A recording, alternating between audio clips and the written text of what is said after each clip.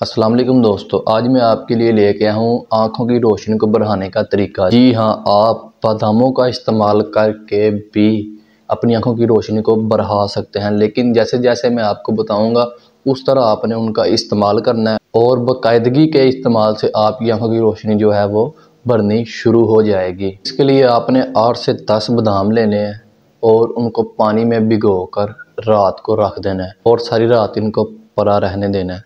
सुबह उठकर इनके छिलके उतार लेने हैं। उतारने के बाद इनको आपने ग्राइंड कर लेना है।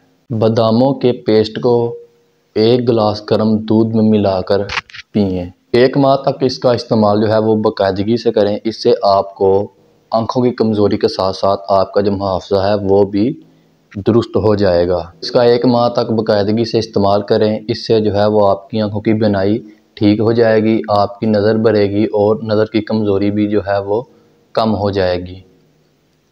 तो ये थी एक छोटी सी बात जिस पर अमल करके आप अपनी आँखों की रोशनी को बढ़ा सकते हैं। उम्मीद है कि आपको ये वीडियो पसंद आई होगी। तो मिलते हैं अगली वीडियो में।